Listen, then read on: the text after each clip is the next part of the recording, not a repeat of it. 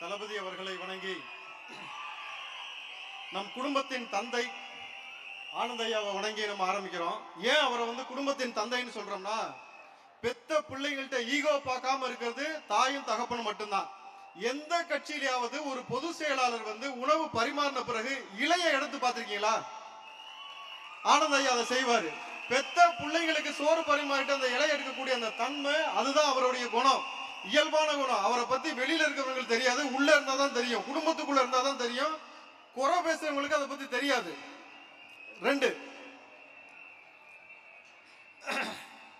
சரி, நமக்கு சரியா பேச வராது. இந்த தீய சக்தி அடிக்காம அடிச்சலாமா?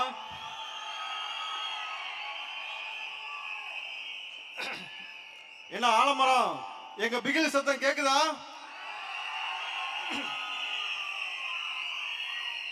ஆலமரம் ஒண்ணு அலறுது, வாழைமரம் ஒண்ணு. ஆலமரம் ஒண்ணு அலறுது, வாழைமரமா உடையுது. முன்ன ஒரு கதை இருந்தது, கண்ணு முன்னே அது சரியுது. இவனை சிதைச்ச சிங்கம் பாரு, எங்க தலைவர் விஜய் என்ன பாரு. தீய சக்தி இப்ப கதறுது, டிவிக்கே வந்ததும் பதறுது. காலங்காலமா கொள்ளையடிச்ச கைகள் எல்லாம் உதறுது. இப்ப யாருக்கு உதறுது கையே? அதாவது ரொம்ப காலமா நம்ம இந்த தீய சக்தியை விமர்சிச்சா, இவங்க ஒரு உருட்டுறது நம்மள்ட்ட சூரியனை பார்த்தா நாய் குலைக்கும், சூரியனை பார்த்தா நாய் குலைக்குது அப்படின்ட்டு. போலீஸ் நாயை வளர்க்கறதே திருடனை பிடிக்கதான். இந்த நாய் திருடனை பார்த்தாதான் குலைக்கும். அப்ப சூரியனை பார்த்து ஏன்டா நாய் குலைக்குதுன்னு பார்த்தா, திருட்டு பயில பார்த்தா நாய் குலைக்க தானே செய்யும். குலைக்குமா குலைக்காதா?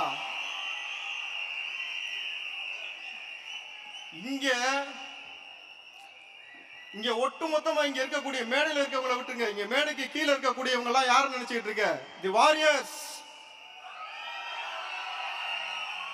எங்க வாரியர்ஸ் ஒருத்தருக்கு முன்னாடி ஐடி விங்க மண்டிட்டு கிடக்குது. 70 வருஷமா நீ ஐடி விங்க வச்சு நடத்துற. ஆனா உன் ஐடி விங்க என் ஒரு வாரிட்ட மண்டிட்டு கிடக்குது. உன்னால இங்க ஒன்னும் கழட்ட முடியல.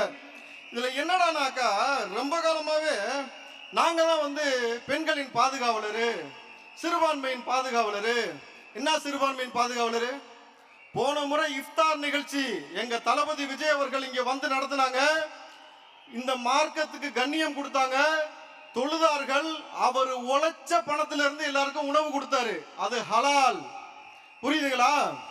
ஆனா உதயநிதி அவர்கள் கலந்து கொண்ட இஃப்தார் நிகழ்ச்சியில குப்பை வண்டியில கொண்டு கொடுத்தாங்க உணவை. இதுதான் நீங்க சிறுபான்மையினரை பாதுகாக்கிற லட்சணம் இல்லையா? இங்க இருக்கக்கூடிய பெண்களுக்கு பாதுகாப்ப துப்புக்குள்ள, இங்க இருக்கக்கூடிய கனிம வளங்கள், இயற்கை வளங்களை திருடாம இருக்கிறதுக்கு துப்பு இல்ல. இங்க இருக்கக்கூடிய மக்களை பாதுகாப்பதற்கு துப்பு கிடையாது. ஒவ்வொரு அமைச்சரும், சார் யாராவது அமைச்சர் பணத்தை கொண்டு போய் பிணவரில் ஒளிச்சு வச்சு பார்த்திருக்கீங்களா? மீண்டும் அவர்களுக்கு வாய்ப்பு கொடுக்குறது திமுக. என் வீட்டு சாமானிய பிள்ளைகளுக்கு எந்த ஒரு பாதுகாப்பும் கொடுக்காம கேட்டா நீ ஆலமரங்கிற. இந்த முறை ஆலமரத்து வேர்ல உப்பை போட்டு தண்ணிய ஊத்தல. அதுக்கப்புறம் பாரு, நான் தெளிவா சொல்லிட்டேன். இந்த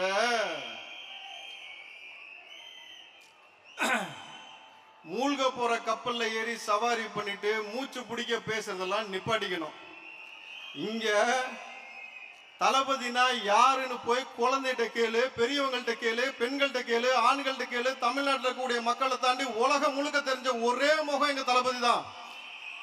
சேப்பாக்கத்தை விட்டு வெளியே போனா உங்களை யாருக்கும் தெரியாது. குளத்தூர்ல இந்த முறை நிக்கிறதா கூட இல்லைன்னு கேள்விப்பட்டேன். ஆனா எங்க தளபதி உலகம் முழுக்க எங்க போனாலும் வரும். ஃபாதர் ஆஃப் கரப்ஷன் போட்டா கலைஞர் பேர் வருது, டுபாக்கூர் பொலிட்டிஷியன் போட்டா வேற ஒருத்தர் பேர் வருது. ஐயோயோ, நீ என்னடானா எங்கள்கிட்ட படம் காட்டிக்கிட்டு இருக்கிற. கொஞ்சம் பார்த்துன்னு சொல்லியிருக்காரு தளபதி. அதனாலதான் நான் பார்த்து விட்டு வச்சிருக்கிறேன். இல்லைன்னு வச்சுக்க 10 நிமிஷம் ஆகாது உங்களை பிரிச்சு மேயறதுக்கு. எங்களுக்கு மிமிக்ரி பண்றது, கைய மடிச்சு நிக்கிறது, சேட்டை செஞ்சிருவோம். 2026 தளபதி அவர்கள் நிச்சயமாக கோட்டையில அரியணை அமைவாரு. அன்னைக்கு உங்க ஒவ்வொரு மக்களும் எந்த வீட்லையும் பதட்டம் இல்லாமல் நீங்க உங்க வாழ்க்கை நடத்தலாம். முன்னெல்லாம் பாத்தீங்கன்னா 5 வயசு குழந்தை தெருவில் விளையாண்டுகிட்டு இருக்கோம்.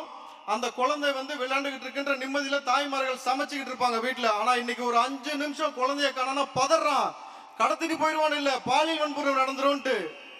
குழந்தைகள் ஸ்கூலுக்கு போக ஆரம்பிச்சோடனே பெத்தவங்க வயிற்றுல நெருப்பு கட்டிட்டு அலையிறாங்க. ஏன்? அவன் போய் போதைப் பொருளை பத்தி கத்துக்கிட்டு வந்துருவான். கஞ்சா கிடைக்குது, அபின் கிடைக்குது, ஹெராயின் கிடைக்குது, மெத்து கிடைக்குது. பல பேருக்கு அது மெத்து சொத்தா இருக்குதுன்றதுனால. ஆனா இங்க என்ன சொல்றாங்க? போதையை ஒழிச்சிட்டோம், கஞ்சா ஒழிச்சிட்டோம். என்ன ஒழிச்சிட்டோம்ன்றாங்க. எங்கடா ஒழிச்சு வச்சிருக்கா? பூரா பேர்ல பின்னாடி ஒழிச்சு வச்சிருக்கான். தேவைப்படும் போது எடுத்து விற்கிறானுங்க. கேட்டா நீ ஆலமரங்கிற. சரி, ரைட்டு, எல்லாத்துக்கும் ஒரு நேரம் வரும். அந்த நேரம் எங்களுக்கு வந்துருச்சு. தளபதி அவர்கள் நிச்சயமாக தமிழ்நாட்டின் முதலமைச்சராக வந்து அமர்வார். அவருக்கு நம்ம அத்தனை பேரும் உறுதுணையாக இருப்போம். அந்த உறுதிமொழி ஏற்று இங்கிருந்து செல்வோம். நிச்சயமா உறுதிமொழியா இருக்கலாமா? இந்த வாய்ப்பை வழங்கிய GS அவர்களுக்கு நன்றி.